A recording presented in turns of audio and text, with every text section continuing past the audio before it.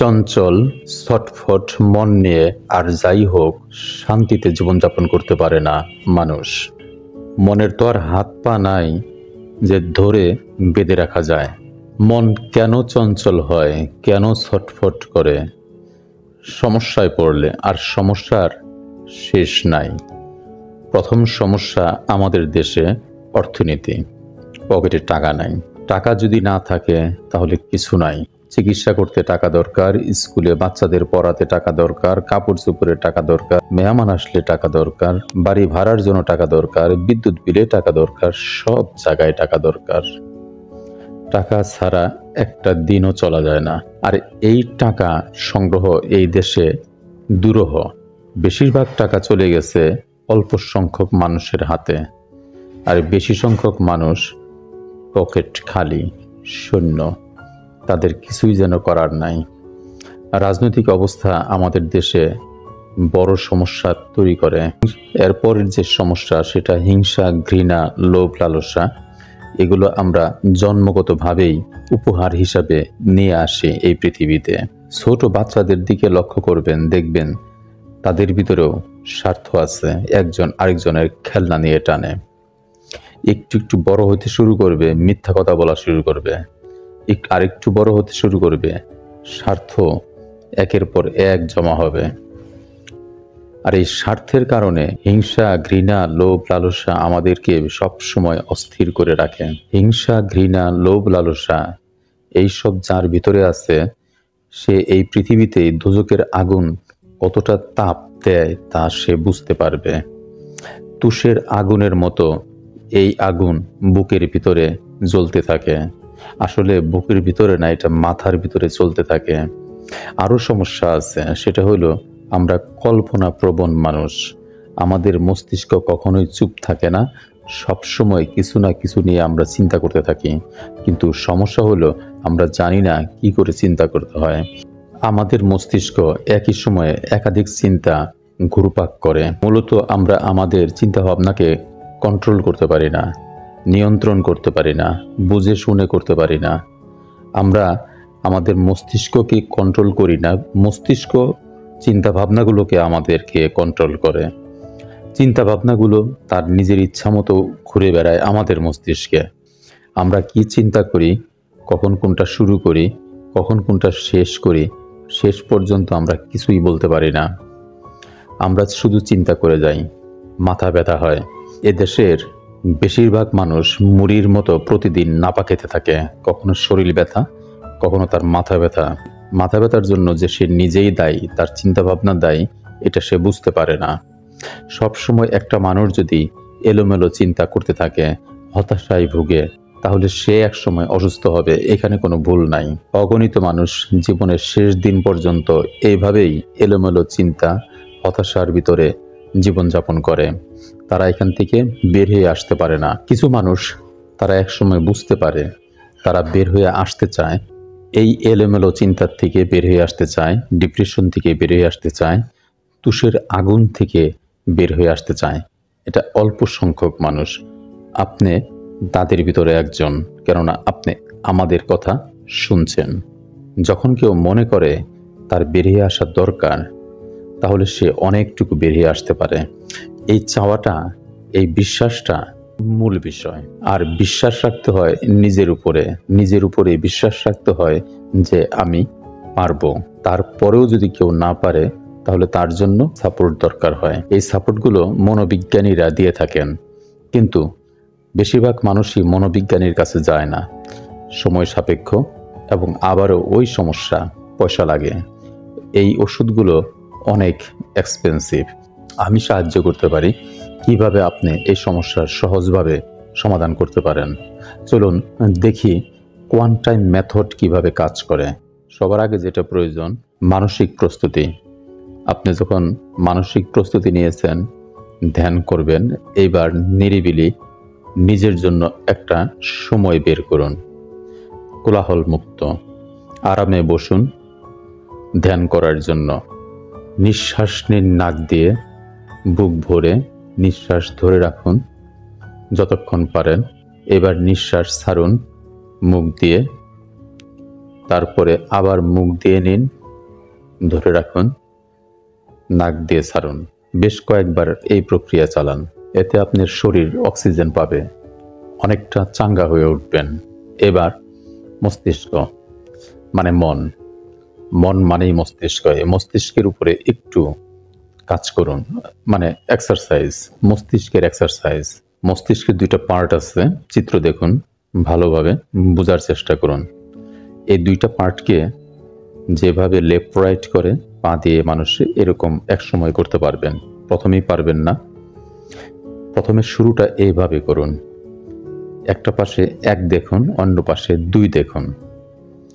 আবার আরেক পাশে মনে করুন ডান পাশে 1, বাঁ পাশে 2, আবার ডান পাশে 1, বাঁ পাশে 2। এইভাবে 2-1 মিনিট 3 মিনিট যতক্ষণ পারেন দেখতে থাকুন, দেখবেন এক সময় এই মস্তিষ্ক মুভ করা শুরু করছে।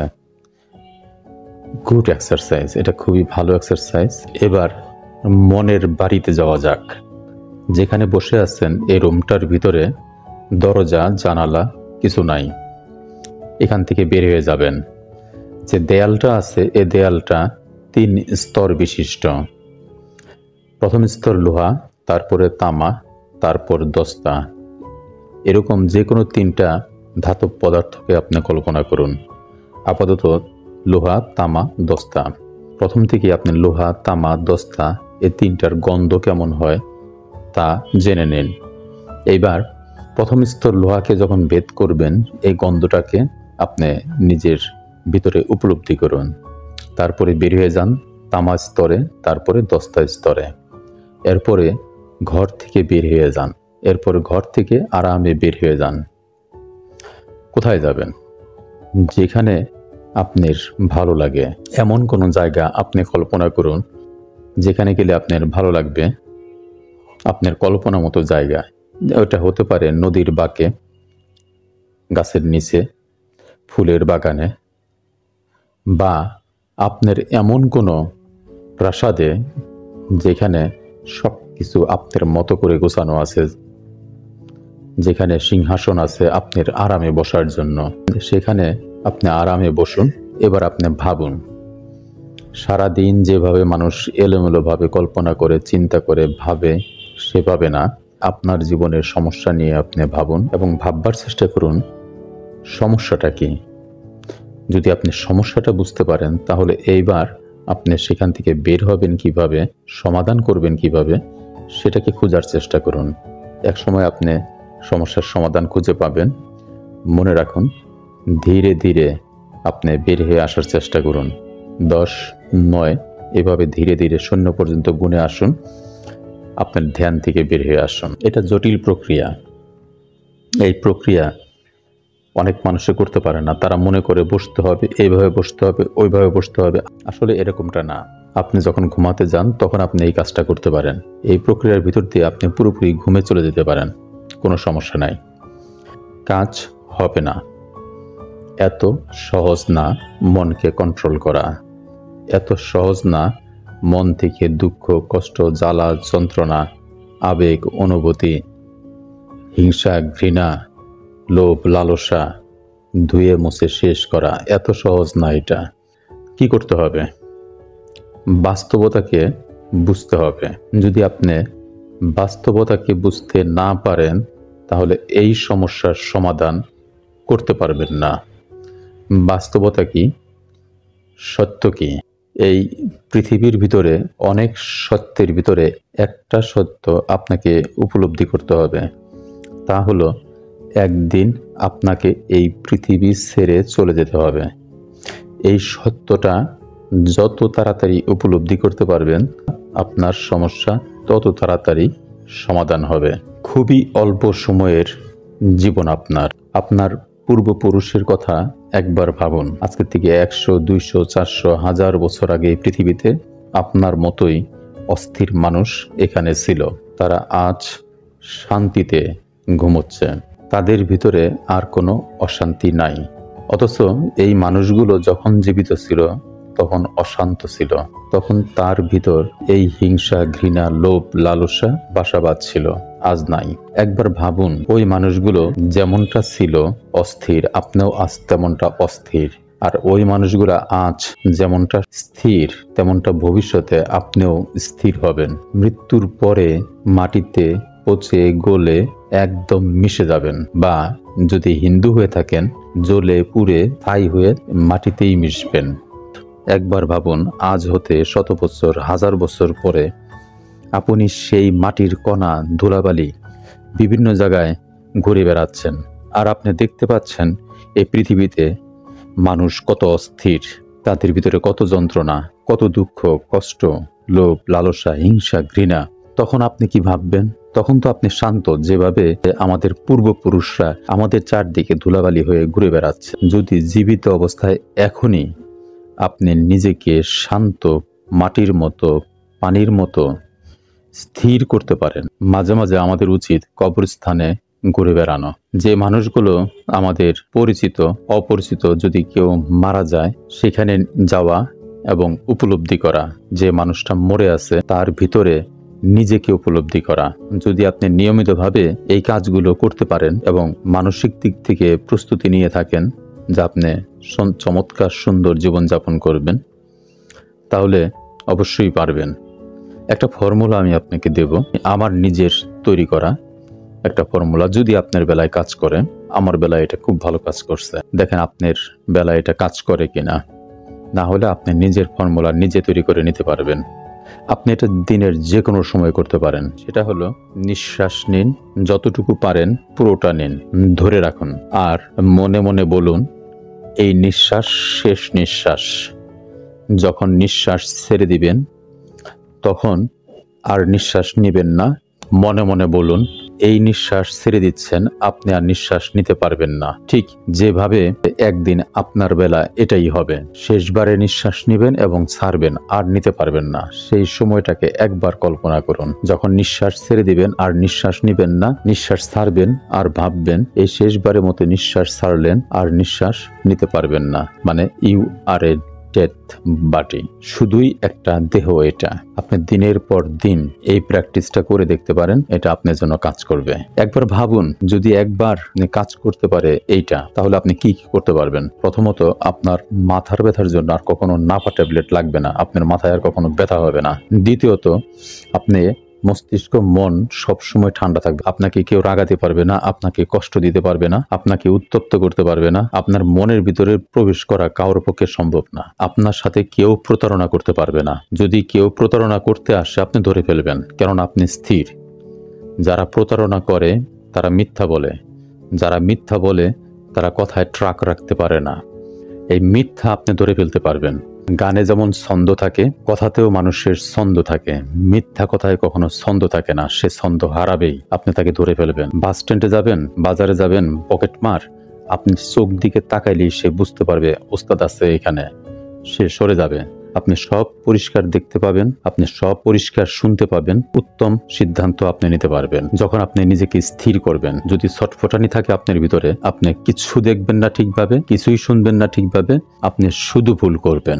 যদি আপনি নিজেকে শান্ত করতে চান, তাহলে আগে যেটা প্রয়োজন আপনার মেন্টালি প্রিপারেশন, মানসিক, আপনি মন থেকে চাওয়া যে আমি চাই। আপনাকে বুঝতে হবে এই হিংসা করে লাভ নাই। আপনি যার জন্য হিংসা করবেন সে জানবেও না। এই তুষের আগুনে আপনিই পড়বেন। ঘৃণা করবেন কাউকে, কোনো লাভ নাই। এই ঘৃণার যন্ত্রণা আপনিই ভোগ করবেন। লোভ করবেন, আপনি সেখানে পৌঁছতে পারবেন না। কাজ করেন, আগে মস্তিষ্ককে ঠিক করেন, মনকে ঠিক করেন, ঠিকভাবে কাজ করেন, নিজের ভিতরে শান্তি ফিরে আসবে। আপনি যা করতে চাবেন সব করতে পারবেন। কোনো কাজ আর আপনার ভিতরে বাধা হয়ে দাঁড়াবে না। কোনো সমস্যায় আপনার কাছে সমস্যা না। আপনার মেন্টালি প্রিপারেশন এমনই হবে, আপনি ভাববেন মাঝে মাঝে ডেড বডি। আপনি উপর থেকে আপনার এই বডিটাকে দেখবেন, কন্ট্রোল করবেন। আপনার নির্দেশ ছাড়া এই বডি চলতে পারবে না। যদি আপনি নিজেকে ওই জায়গায় নিতে পারেন, তাহলে আপনি যা চাবেন তাই হবে। আপনি আপনাকে পরিচালনা করতে পারবেন। এই দেশের বেশিরভাগ মানুষ নিজেকে পরিচালনা করতে পারে না, অন্য কারোর গোলাম হয়, অন্য কেউ তাকে দিয়ে কাজ করায়, অন্য কেউ তাকে পরিচালনা করে। কিছু মানুষ নিজের থেকেই নিজেকে সমর্পণ করে অন্যের কাছে। নিজেকে আর গোলাম বানিয়ে রাখবেন না মানুষের কাছে। মানুষের জন্য নিজের ভিতরে তুষের আগুন জ্বালিয়ে রাখবেন না। লোভ সেখান থেকে বেরিয়ে আস, কামনা বাসনা, এটা নিয়ে আরেকদিন কথা বলবো। এখান থেকে বেরিয়ে আসা যায়। আপনি যদি বিবাহিত হন, পুরুষ নারী যেই হন না কেন, আপনার জন্য একজনই যথেষ্ট, কাউকে আপনার দরকার নাই। আর যদি আপনি নিজেকে স্থির করতে পারেন, আশা করছি আপনি নিজেকে চিনতে পারবেন, বুঝতে পারবেন। ধ্যান করুন, নিজের মতো করে ধ্যান করুন, নিজের মতো করে করুন। অন্য কাউকে ফলো করার দরকার নাই। ধ্যানের জন্য যেসব ফর্মুলা আছে সেই সব ফর্মুলা আপনার জন্য কাজ করবে না। আপনি নিজে ফর্মুলা তৈরি করুন।